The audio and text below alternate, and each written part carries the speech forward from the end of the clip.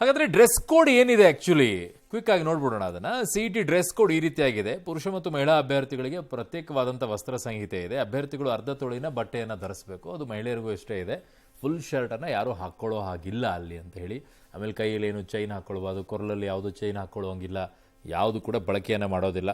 ಸಾಧ್ಯ ಆದಷ್ಟು ಕಾಲರ್ ಇಲ್ಲದ ಬಟ್ಟೆಯನ್ನು ಹಾಕಿದ್ರೆ ಉತ್ತಮ ಅಂತಿದ್ದಾರೆ. ಅಂದರೆ ಟೀ ಶರ್ಟು ಇದನ್ನೆಲ್ಲ ಹಾಕಿದ್ದಾರೆ. 2 ಪೇಜ್ ಇದೆ ಅದು ಅವ್ರದ್ದು ಪೂರ್ತಿಯಾಗಿ ವಸ್ತ್ರ ಸಂಹಿತೆಯ ಬಗ್ಗೆನೇ. ಪುರುಷರು ಜೇಬು ಇಲ್ಲದ ಕಡಿಮೆ ಜೇಬಿನ ಸರಳ ಪ್ಯಾಂಟನ್ನು ಧರಿಸ್ಬೇಕಂತೆ. ಇದಕ್ಕೋಸ್ಕರನೇ ತೊಗೋಬೇಕೇನೇನು ಪಾಪ. ಕುರ್ತಾ ಪೈಜಾಮ್ ಜೀನ್ಸ್ ಪ್ಯಾಂಟ್ಗೆ ಅವಕಾಶ ಇಲ್ಲ ಅಂತೆ. ಶೂ ನಿಷೇಧ, ಸ್ಯಾಂಡಲ್. ಆಮೇಲೆ ಅದು ಸ್ಯಾಂಡಲ್ ಹೆಂಗೆ ಅಂತಂದರೆ ತೆಳುವಾದ ಅಡಿಭಾಗ, ಅಂದರೆ ಹವಾಯಿ ಚಪ್ಪಲ್ ಹಾಕೊಂಡು ಹೋಗ್ಬಿಡ್ಬೇಕು ಅಷ್ಟೇ, ಅದೇ ಬೆಟ್ರು ಇವರಿಗೆ. Mobile, pen drive, earphone, microphone, electronic, ಇದು ಕರೆಕ್ಟಾಗಿ ಇದನ್ನು ಫಾಲೋ ಮಾಡಬೇಕಾಗಿರೋದು. ಅಲ್ಲಿ ಏನಾಗಬೇಕಾಗಿರೋದು, CET ಟಿಕ್ ಮಾಡಬೇಕಾಗಿರೋದು. ಅಲ್ಲೇನು ರಿಟರ್ನ್ ಬರ್ಕೊಂಡು ಕುಡ್ಕೊಳ್ಳೋದಿದೆಯಾ? ಇವೆಲ್ಲ ಕೊಟ್ಟು ಏನು ಸಮಸ್ಯೆ ಅಂತ ನಂಗೆ ಈಗಲೂ ಅರ್ಥ ಆಗಲಿಲ್ಲಪ್ಪ. ಇದು ಯಾವುದೇ ಲೋಹದ ಆಭರಣ ಧರಿಸೋ ಹಂಗಿಲ್ಲ, ಅದು ಓಕೆ, ಯಾಕಂದರೆ ಅಲ್ಲಿ ಕನೆಕ್ಟ್ ಮಾಡ್ಕೊಂಡು ಏನಾದರೂ ಇಟ್ಕೊಂಡಿರೋ ಸಮಸ್ಯೆ ಅಂತ. ಮಹಿಳೆಯರಿಗೆ ಮಂಗಳಸೂತ್ರ ಮತ್ತು ಕಾಲುಂಗರವನ್ನು ಅವಕಾಶವನ್ನು ಮಾಡಿಕೊಟ್ಟಿದ್ದಾರೆ. ಹಿಂದೆ ಇರಲಿಲ್ಲ ಇದು ಕೂಡ. ಸೊ ಮುಖ ಮುಚ್ಚುವಂಥ ಮಾಸ್ಕನ್ನು ಧರಿಸುವಂತಿಲ್ಲ ಅಂತ ಹೇಳಿ. ಸೊ ಅದನ್ನು ನೇರವಾಗಿ ಹೇಳೋಕ್ಕಾಗದೇ ಇರೋದಕ್ಕೆ ಈ ರೀತಿಯಾಗಿ ಹೇಳ್ತಾರೆ. ಉಳಿದವ್ರಿಗೆಲ್ಲ ಹೇಳ್ಬಿಡ್ತಾರೆ. ಇಲ್ಲಿ ಮುಖ ಮುಚ್ಚುವಂತ ಅಂದರೆ ಹಿಜಾಬ್ ಹಾಕೋಂಗಿಲ್ಲ, ಬುರ್ಕಾ ಹಾಕ್ಕೊಳ್ಳೋಂಗಿಲ್ಲ ಅಂತ ಹೇಳೋಕ್ಕಾಗ್ತಿಲ್ಲ ಅವರಿಗೆ. ಹಾಗಾಗಿ ಇದನ್ನು ಹೇಳೋದು. ಏನ್ರಿ ಅದಕ್ಕೂ ಭಯ ಪಟ್ಕೊಂಡು ನೀವು ಈ ಥರ ಹಾಕ್ತೀರಾ? ಬಾಯ್ಬಿಟ್ಟು ಹಾಕೋಕ್ಕಾಗಲ್ವ ಅದನ್ನೊಂದು? ಬುರ್ಕಾ ಧರಿಸುವಂಗಿಲ್ಲ, ಹಿಜಾಬ್ ಧರಿಸುವಂಗಿಲ್ಲ, ಅದನ್ನು ಹೇಳೋಕ್ಕಾಗಲ್ಲ. ಮುಖ ಮುಚ್ಚುವಂಥ ಮಾಸ್ಕ್ ಧರಿಸೋಂಗಂತ ಇಷ್ಟೊಂದು ಭಯ ಪಡಬೇಕಾ? ಇನ್ನು ಜಾತಿ ಗಣತಿ ಜಟಾಪಟಿಗೆ ನಿನ್ನೆಯ ವಿಶೇಷ ಕ್ಯಾಬಿನೆಟ್ನಲ್ಲೂ ಫುಲ್ ಸ್ಟಾಪ್ ಬಿದ್ದಿಲ್ಲ. ರಾಜ್ಯ ಹಿಂದುಳಿದ ಆಯೋಗ ಸಲ್ಲಿಸಿದ್ದ ಸಾಮಾಜಿಕ ಆರ್ಥಿಕ ಸಮೀಕ್ಷೆ ಬಗ್ಗೆ ಸಚಿವರು ಒಂದೊಂದು ಅಭಿಪ್ರಾಯವನ್ನ ಸಲ್ಲಿಸಿದ್ದು ಚರ್ಚೆ ಅಪೂರ್ಣವಾಗಿದೆ. ಮೇ 2ರಂದು ಮತ್ತೊಂದು ಕ್ಯಾಬಿನೆಟ್ ನಿಗದಿಯಾಗಿದೆ. ಇವತ್ತು ಸಿಎಂ ಸಿದ್ದರಾಮಯ್ಯ ಮಾತನಾಡಿ, ನಿನ್ನೆ ನಡೆದ ಚರ್ಚೆ ಅಪೂರ್ಣವಾಗಿದೆ, ಆದರೆ ಸಭೆಯಲ್ಲಿ ಯಾರೂ ಜಾತಿ ಗಣತಿ ಜಾರಿಗೆ ವಿರೋಧ ಮಾಡಿಲ್ಲ, ಮುಂದಿನ ಕ್ಯಾಬಿನೆಟ್ನಲ್ಲಿ ತೀರ್ಮಾನ ಮಾಡ್ತೀವಿ ಅಂತ ಹೇಳಿದರು. ಇನ್ನು ಸಚಿವ SS ಮಲ್ಲಿಕಾರ್ಜುನ್ ಜೊತೆ ಯಾರೂ ಏರು ದನಿಯಲ್ಲಿ ಮಾತನಾಡಿಲ್ಲ, ಎಲ್ಲಾ ಸಚಿವರು ಸಲಹೆ ಕೊಟ್ಟಿದ್ದಾರೆ ಅಷ್ಟೇ, ಬೇರೇನೂ ಇಲ್ಲ ಅಂತ DK ಸ್ಪಷ್ಟನೆ ಕೊಟ್ಟಿದ್ದಾರೆ.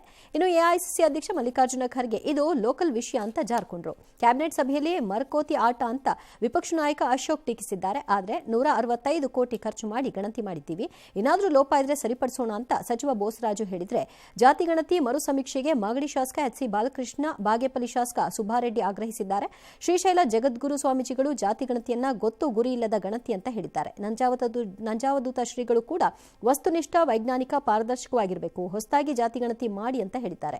ಈ ಮಧ್ಯೆ ಇದೇ ಮೊದಲ ಬಾರಿಗೆ ಚಾಮರಾಜನಗರದ ಮಲೆ ಮಹದೇಶ್ವರ ಬೆಟ್ಟದಲ್ಲಿ ಏಪ್ರಿಲ್ 24ರಂದು ಕ್ಯಾಬಿನೆಟ್ ಸಭೆ ನಿಗದಿಯಾಗಿದ್ದು, DC ಶಿಲ್ಪನಾಗ್, ಶಾಸಕ MR ಮಂಜುನಾಥ್ ಪೂರ್ವಭಾವಿ ಸಭೆಯನ್ನು ನಡೆಸಿದರು. ಕ್ಯಾಬಿನೆಟ್ನಲ್ಲಿ ಚರ್ಚೆ ಆಯಿತು, ಅಪೂರ್ಣ ಆಗಿದೆ. ಅದಕ್ಕಿಂತ ಮುಂದಕ್ಕೆ ಹಾಕಿದ್ವಿ, ಮುಂದಿನ ಕ್ಯಾಬಿನೆಟ್ ಮೀಟಿಂಗ್ಗೆ ಚರ್ಚೆ ಆಗಿದೆ. ಬಟ್ ಯಾರೂ ವಿರೋಧ ಮಾಡಿಲ್ಲ. ಏರದ ಧ್ವನಿ, ಕೆಳಗಡೆ ಧ್ವನಿ, ಮೇಲ್ಗಡೆ ಧ್ವನಿ, ಪ್ರತಿ ವಿರೋಧ ಮತ್ತೊಂದು ಏನಿಲ್ಲ. ವಿಚಾರ ವಿನಿಮಯ ಮಾಡಿದ್ದೀವಿ ಅಷ್ಟೇ, ಸಲಹೆಗಳು ಕೊಟ್ಟಿದ್ದಾರೆ, ಅಷ್ಟು ಬಿಟ್ಟರೆ ಬೇರೆ ಏನೂ ತೀರ್ಮಾನ ಆಗಿಲ್ಲ. ನೋಡಿ, ನೀವು ಅವ್ರಿಗೆ ಲೋಕಲ್ದವ್ರಿಗೆ ಕೇಳಿ ನಾನೇನು ಮಾಡಲಿ? ಡೆಲ್ಲಿದೊಳಗೆ ನಡೆದದು ಇದು. Please you ask local people, they will reply you. ಸಮೀಕ್ಷೆ ಸರಿಯಾಗಿ ಆಗಿದೆ ಅಂತ ಅಂದ್ಕೊಂಡಿದ್ದೀವಿ ನಾವು, ನಮಗೆ ಕೊಟ್ಟಿರ್ತಕ್ಕಂಥ ಮಾಹಿತಿ. ಆದರೆ ನಮ್ಮ ವಿರೋಧಿಗಳು ಇದನ್ನು ಇಟ್ಕೊಂಡು ರಾಜಕೀಯ ಮಾಡ್ತಾ ಇದ್ದಾರೆ. ಮತ್ತೊಮ್ಮೆ ಸಮೀಕ್ಷೆ ಮಾಡೋದ್ರಿಂದ ಏನು ತಪ್ಪಾಗೋದಿಲ್ಲ. ಅದಕ್ಕೆ ಮುಖ್ಯಮಂತ್ರಿಗಳನ್ನ ಒಪ್ಪಿಸಿ ಮತ್ತೊಮ್ಮೆ ಸಮೀಕ್ಷೆ ಮಾಡಿಸಿ ಅಂತೇಳಿ ಮನವಿ ಮಾಡಿದ್ವಿ. ಭವಿಷ್ಯ ಅದು ಚರ್ಚೆ ಆಗ್ತಾ ಇದೆ. ಜಾತಿ ಗಣತಿ ಎಂಬ ಒಂದು ಮರಕೋತಿ ಆಟ ಈ ಕಾಂಗ್ರೆಸ್ ಮಾಡ್ತಾ ಇದೆ. ಹಿಂದೆ ಚಿಕ್ಕ ಮಕ್ಕಳಿದ್ದಾಗೆಲ್ಲ ಮರಕೋತಿ ಆಟ ಆಡೋರು. ನನ್ನ ಕ್ಯಾಬಿನೆಟ್ ಅದೇ ಇಂಥ ಪುರುಷಾರ್ಥಕ್ಕೋಸ್ಕರ ಯಾಕೆ ಕ್ಯಾಬಿನೆಟ್ ಕರಿಬೇಕಾಯಿತು? ಸಿದ್ದರಾಮಯ್ಯನವರ ಕುತಂತ್ರ ಇದು. ಅವರ ಸಂಪುಟದ ಸಚಿವರನ್ನೇ ಈ ಜಾತಿಯ ಬಲೆಯಲ್ಲಿ ಸಿಕ್ಕಾಕಿ ಅವ್ರಿಗೆ ಅವಮಾನ ಮಾಡುವಂಥದ್ದಕ್ಕೆ ತಯಾರು ಮಾಡಿರುವಂಥ ಸೂತ್ರ ಇದು. ಮನೆ ಮನೆಗೆ ಹೋಗಿ ಪ್ರತಿಯೊಬ್ಬರನ್ನ ಸಂಪರ್ಕ ಮಾಡದೆ ಯಾವ ಆಧಾರವನ್ನು ಇಟ್ಕೊಂಡು ವರದಿ ತಯಾರು ಮಾಡಿದ್ದಾರೋ ಏನೋ, ಯಾವುದೂ ಗೊತ್ತಿಲ್ಲ ಗುರಿಯಿಲ್ಲ ಅನ್ನೋ ರೀತಿಯಲ್ಲಿ ಈ ಜಾತಿ ಗಣತಿ ಪ್ರಾಮಾಣಿಕತೆಯಿಂದ ಕೂಡಿಲ್ಲ. ಅಷ್ಟು ಮೀರಿ ಸರ್ಕಾರ ಏನಾದರೂ ಈ ವರದಿಯನ್ನು ಜಾರಿ ಮಾಡಬೇಕು ಅಂತ ಹೇಳಿ ಮುಂದಾದ್ರೆ ಮತ್ತೆ ಕೈ ಸುಟ್ಕೊಳ್ಳೋ ಪರಿಸ್ಥಿತಿಯನ್ನು ತಂದ್ಕೊಳ್ಬಾರ್ದು ಅಂತ ಈ ಸಂದರ್ಭ ಸಿಎಂ ಹೇಳ್ತಾ ಇದ್ರು, ಯಾವ ವಿರೋಧನೂ ಇಲ್ವತ್ತೆ. ಹಾಗಾದ್ರೆ ಮುಂದಿನ ಕ್ಯಾಬಿನೆಟ್ ನಲ್ಲಿ ಜಾರಿ ಆಗ್ಬಿಡ್ಬೇಕಲ್ವಾ? ಆಗ್ಬೇಕಾಗಿತ್ತಲ್ಲ, ನಿನ್ನೆನೆ ಹಂಗಿದ್ದಾಗ. ಅದಿನ್ನು ಚರ್ಚೆ ಅಪೂರ್ಣ ಆಗಿತ್ತಲ್ಲ. ಏನ್ ಚರ್ಚೆ ಮಾಡೋದು ಏನಿದೆ ಅಂತ ನಂಗೆ ಎಲ್ಲರದ್ದು ಕೇಳಬೇಕಿತ್ತಲ್ಲ ಅರುಣ್. ಇವ್ರು ತಗೊಂಡಿದ್ದು ಸ್ವಲ್ಪನೇ ಟೈಮು ಅಲ್ಲ. ಏನ್ ಚರ್ಚೆ ಮಾಡಬೇಕಾಗಿದೆ ಅಂತ ನಂಗೆ ಈಗಲೂ ಅರ್ಥ ಆಗ್ತಾ ಇಲ್ಲ ಈ ವಿಚಾರದಲ್ಲಿ. ಒಂದು ಇಷ್ಟೊಂದು ವಿರೋಧಗಳು ಬರ್ತಾ ಇದೆ, ಒಕ್ಕಲಿಗ ಸಮುದಾಯ ಇಷ್ಟೊಂದು ವಿರೋಧ ಮಾಡ್ತಾ ಇದೆ, ಲಿಂಗಾಯತ ಸಮುದಾಯ ಇಷ್ಟೊಂದು ವಿರೋಧ ಮಾಡ್ತಾ ಇದೆ, ದಲಿತ ಸಮುದಾಯದಲ್ಲಿರುವಂತಹ ಸ್ವಾಮೀಜಿಗಳು ವಿರೋಧವನ್ನು ವ್ಯಕ್ತಪಡಿಸ್ತಾ ಇದ್ದಾರೆ. ಇದು ಅವೈಜ್ಞಾನಿಕವಾಗಿದೆ, ಯಾರ ಮನೆಗೂ ಬಂದಿಲ್ಲ ಅಂತ ಹೇಳ್ತಾ ಇದ್ದಾರೆ. ಇನ್ನೂ ಅದನ್ನ ನೀವು ಹಠ ಯಾಕೆ ಅಂತ ನಾನು ಕೇಳೋದು ಸರ್ಕಾರ. ನೀವ್ ಹೇಳ್ತಾ ಇದ್ದೀರಿ ನಾವು ಮಾಡಿದೀವಿ ಅಂತ ಅವ್ರು ಹೇಳ್ತಿರೋದು. ನಾವು ಪ್ರತಿ ಮನೆ ವಿಶ್ವಾಸ ಬೇಕಲ್ಲ, ನಂಬಿಕೆ ಬೇಕಲ್ಲ. ಕೊಡಿ ನೋಡೋಣ. ನೀವು ಎಲ್ಲ ಮನೆಗೆ ಹೋಗಿದ್ದೀರಲ್ವಾ, ಅದ್ರದ್ದು ಇರ್ಬೇಕಲ್ಲ ನಿಮ್ಮ ಹತ್ರ, ಪ್ರತಿಯೊಂದು ಡಾಟಾ ಇರ್ಬೇಕಲ್ಲ. ಯಾವ್ಯಾವ ಮನೆಗೆ ಎಲ್ಲೆಲ್ಲಿ ಹೋಗಿದ್ರಿ, ಯಾವ ಊರಿಗೆ ಹೋಗಿದ್ರಿ, ಎಷ್ಟು ಸ್ಯಾಂಪಲ್ ಕಲೆಕ್ಷನ್ ಮಾಡ್ಕೊಂಡಿದ್ದೀರಾ ಅಂತ ಹೇಳಿ ಪ್ರತಿ ಮನೆಗೆ ಹೋಗಿರ್ಬೇಕಲ್ವಾ, ನಂಬರು ನೋಟ್ ಮಾಡಿ ಬರ್ಬೇಕಲ್ವಾ. ನಿಮ್ಮ ಪ್ರಕಾರ ಎಲ್ಲಿದೆ ತೋರಿಸಿ ನೋಡೋಣ ಸರ್ಕಾರಕ್ಕೆ. ಆಮೇಲೆ ಸರ್ಕಾರಕ್ಕೆ ಇಷ್ಟೊಂದು ಹಠ ಯಾಕೆ ಇದನ್ನು ಜಾರಿಗೆ ತರಲೇಬೇಕು ನಾನು ಅಂತ ಹೇಳಿ? ಅದು 11 ವರ್ಷ, 2015, ಈಗ 10 ವರ್ಷ, ಮುಂದಿನ ವರ್ಷಕ್ಕೆ 11 ಆಗತ್ತೆ. ಈಗ ನೀವು ಜಾರಿ ಮಾಡೋಷ್ಟೊತ್ತಿಗೆ 11 ವರ್ಷಕ್ಕೆ ಪ್ರತಿ ವರ್ಷವೂ ಕೇಂದ್ರ ಸರ್ಕಾರ ಜನಗಣತಿಯನ್ನ ಮಾಡುತ್ತೆ. ಅವಾಗ ಜಾತಿ ಕಾಲಮನ್ನು ಹಾಕ್ತಾರೆ. ಅವ್ರದ್ದೇ ಆಗಬೇಕಾಗಿತ್ತು 2021ರಲ್ಲಿ, ಆಗಿಲ್ಲ. ನಿಮಗೆ ಯಾಕೆ ಹಠ ಅಂತ ಇದನ್ನು 10 ವರ್ಷ ಹಿಂದಿದ್ದನ್ನು ಮಾಡಬೇಕು ಅಂತ ಹೇಳಿ? ಏನಿದ್ರಲ್ಲಿ ನಿಮಗಿರುವಂಥ ಲಾಭ? ನನಗನ್ಸುತ್ತೆ ನಿಮ್ಮ ಹುಳುಕುಗಳನ್ನು ಮುಚ್ಚಿಟ್ಕೊಳ್ಳೋಕ್ಕೋಸ್ಕರ, ನೀವು ಮಾಡಿರುವಂಥ ಎಡವಟ್ಟುಗಳನ್ನು ಮುಚ್ಚಿಡೋಕ್ಕೋಸ್ಕರ ಪ್ರತಿ ತಿಂಗಳು ಕೂಡ ಒಂದು ವಿವಾದಗಳನ್ನು ನೀವೇ ತರ್ತೀರಾ. ಒಬ್ಬೊಬ್ಬರಿಗೊಂದೊಂದು ಪಾತ್ರಗಳನ್ನು ಕೊಟ್ಟಂಗಿದೆ ಮಂತ್ರಿಗಳಿಗೆ. ಒಬ್ಬ ಮಂತ್ರಿ ಒಂದು ತಿಂಗಳಲ್ಲಿ ಒಂದು ಪಾತ್ರವನ್ನು ನಿರ್ವಹಿಸೋದು, ಅದರ ನಂತರ ಇನ್ನೊಬ್ಬ ಮಂತ್ರಿ ಬರೋದು, ಅವನು ಇನ್ನೊಂದು ಪಾತ್ರವನ್ನು ನಿರ್ವಹಿಸೋದು, ಅವನೊಂದು ವಿವಾದ ಎತ್ತೋದು, ಅಲ್ಲೊಂದೇನೋ ಮೀಟಿಂಗು, ಇಲ್ಲೊಂದೇನೋ ಮೀಟಿಂಗು, ಅಂತ ಹೇಳೋದು. ಅಂದರೆ ಸರ್ಕಾರ ಏನು ಮಾಡ್ತಾ ಇದೆ, ಹುಳುಕುಗಳೆಲ್ಲ ಅವಳನ್ನೆಲ್ಲ ತೇಪೆ ಹಚ್ಕೊಂಡ್ಬಿಟ್ಟು ಇದೇ ರೀತಿ ವಿವಾದಗಳನ್ನೇ ಡೈವರ್ಷನ್ ಮಾಡುವಂಥ ಕೆಲಸ ಮಾಡೋಂಗೆ ಕಾಣಿಸ್ತಾ ಇದೆ. ನೀವು ಹಂಗೆ ಕಾಣಿಸ್ತಾ ಇದೆ. ಇಲ್ಲದೇ ಇದ್ರೆ ಇಷ್ಟೊಂದು ಯಾಕೆ ಇದ್ರಲ್ಲಿ ಡ್ರಾಮಾ ಮಾಡ್ಕೊಂಡು ಕೂತ್ಕೊಳ್ಳೋದು? ಏನಿದೆ ಇದ್ರಲ್ಲಿ ಡ್ರಾಮಾ ಮಾಡ್ಕೊಳ್ಳುವಂಥದ್ದು? ತಿಳಿದವರು ಜಾತಿಗಳ ಮಧ್ಯೆ ಬೆಂಕಿ ಹಚ್ಚಿದ್ದಾಯ್ತು. ಈಗ ಜಾತಿಯ ಒಳಗಡೆಗೆ ಒಳ ಜಾತಿಗಳಿಂದಾಗಿ ಬೆಂಕಿ ಹಚ್ಚುವಂಥ ಕೆಲಸ, ಇನ್ನೊಂದು ಕಡೆಗೆ ತುಷ್ಟೀಕರಣವನ್ನು ಮಾಡ್ಕೊಂಡು ಹೋಗೋದು. ಅಸಹ್ಯ ಅನಿಸಲ್ವಾ ನಿಮಗೆಲ್ಲ? ಬಿಳಿ ಬಟ್ಟೆ ಹಾಕ್ಕೊಂಡಿರ್ತೀರ. ಇನ್ನು ಜಾತಿಗಣತಿ ವರದಿ ಜಾರಿಗೆ ಪ್ರಬಲ ಸಮುದಾಯಗಳ ವಿರೋಧ ಬೆನ್ನಲ್ಲೇ ಇವತ್ತು ದಲಿತ ಸಚಿವರಿಬ್ಬರು ಬ್ರೇಕ್ಫಾಸ್ಟ್ ಮೀಟಿಂಗ್ ಅಂತೆ. Breakfast meeting. ಸಚಿವ KH ಮುನಿಯಪ್ಪ ನಿವಾಸದಲ್ಲಿ ಸಚಿವ ಸತೀಶ್ ಜಾರಕಿಹೊಳಿ ಸಭೆ ಮಾಡಿದ್ರು. ಈ ಬಗ್ಗೆ ಸಚಿವ ಮುನಿಯಪ್ಪ ಅವರು ಮಾತಾಡಿ, ನಾವು ಅವ್ರ ಮನೆಗೆ ಹೋಗೋದು, ಅವ್ರು ನಮ್ಮ ಮನೆಗೆ ಬರೋದೆಲ್ಲ ಸಾಮಾನ್ಯ ರೀ. ಸತೀಶ್ ಜಾರಕಿಹೊಳಿ ನಮ್ಮ ಕ್ಷೇತ್ರದಲ್ಲಿ ಹಲವು ಕಾರ್ಯಕ್ರಮ ಕೊಟ್ಟಿದ್ದಾರೆ. 28ಕ್ಕೆ CM ಕಾರ್ಯಕ್ರಮ ಇದೆ, ಹಾಗಾಗಿ ಉಪಹಾರಕ್ಕೆ ಬಂದಿದ್ರು ಅಂತ ಹೇಳಿದ್ದಾರೆ. ಇನ್ನು ಸತೀಶ್ ಜಾರಕಿಹೊಳಿ ಕೂಡ CM ಕಾರ್ಯಕ್ರಮಕ್ಕೆ ಆಹ್ವಾನಿಸೋಕೆ ಮುನಿಯಪ್ಪನವ್ರ ಮನೆಗೆ ಹೋಗಿದ್ದೆ, ಕರೆದಿದ್ರು, ಹಾಗಾಗಿ ಹೋಗಿದ್ದೆ ಅಂತಿದ್ದಾರೆ.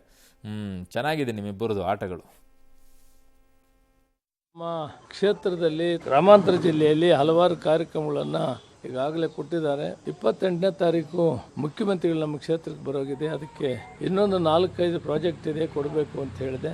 ಮತ್ತು ಮನೆಗೆ ಬಂದು ಬ್ರೇಕ್ಫಾಸ್ಟ್ ಮಾಡ್ಕೊಂಡು ಹೋಗ್ಬೇಕು ಅಂತ ಕೇಳಿದೆ, ಬಂದಿದ್ದಾರೆ. ಸಾಮಾನ್ಯವಾಗಿ ಅವಾಗ ನಾವು ಅವ್ರ ಮನೆಗೆ ಹೋಗ್ತಾ ಇದ್ವಿ ಸಾಕಷ್ಟು ಸಾರಿ. ಸೊ ನಮ್ಮ ಮನೆಗೆ ಅವ್ರು ಬಂದಿದ್ದಾರೆ ಸಾಕಷ್ಟು ಸಾರಿ, ನಾವು ಅವ್ರ ಮನೆಗೆ ಬಂದಿದ್ದೇವೆ. ಸೊ ಅವರು CM ಅವರ ಕಾರ್ಯಕ್ರಮ ಇದೆ ಅವ್ರ ಜಿಲ್ಲೆಯಲ್ಲಿ, ಅದಕ್ಕೂ ಕೂಡ ಬರಬೇಕಂತ ಅವರ ಅವಾರ್ಡ್ ಕೊಟ್ಟಿದ್ದಾರೆ. ಸುಮಾರು 100ಕ್ಕಿಂತ ಹೆಚ್ಚು ಕಿಲೋಮೀಟರ್ ಒಂದು ರಸ್ತೆ ಕೂಡ ಅಲ್ಲಿ ಬರ್ತಾ ಇದೆ.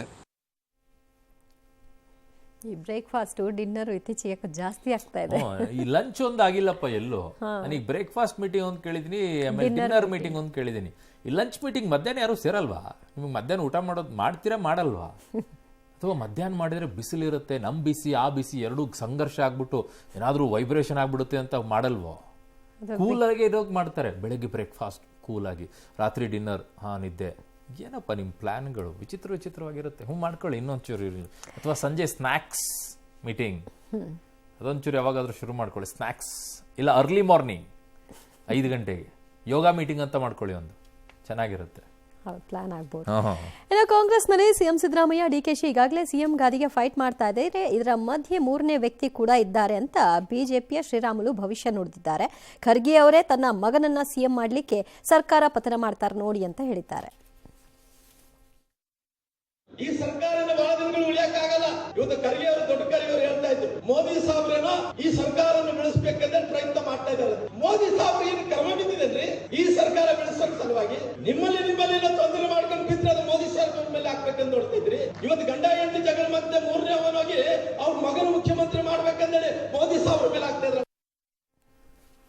ಮೊನ್ನೆ ಮಲ್ಲಿಕಾರ್ಜುನ್ ಖರ್ಗೆ ಅವ್ರು ಮಾತಾಡಿದ್ದೇ ಸುಮ್ಮನೆ ಏನೋ ಗಾಳಿಯಲ್ಲಿ ಹಾರಿಸಿದಂಗೆ, ನೀವು ಮಾತಾಡಿದ್ದು ಇನ್ನೂ ಗಾಳಿಯಲ್ಲಿ ಹಾರಿಸಿದಂಗೆ ಇದು. ಯಾಕೆ ಅಂತಂದ್ರೆ ಮಲ್ಲಿಕಾರ್ಜುನ್ ಖರ್ಗೆ ಅವರೇ CM ಆಗಬೇಕು ಅಂತ ಓಡಾಡ್ತಾ ಇದ್ರು. ಅವ್ರ ಮಗನ್ನೇ ಯಾಕೆ ತರ್ತಾರೆ? ಇವಾಗ ಇನ್ನೂ ಭವಿಷ್ಯ ಇದೆ. ಈಗ ಅವ್ರನ್ನೇ ಯಾಕೆ ತರ್ತಾರೆ? ಅವರೇ ಆಗಬೇಕು ಅಂತ ಆಸೆ ಇಟ್ಕೊಂಡಾಗ. ಏನು ರಾಮುಲು ಸರ್ ನೀವು?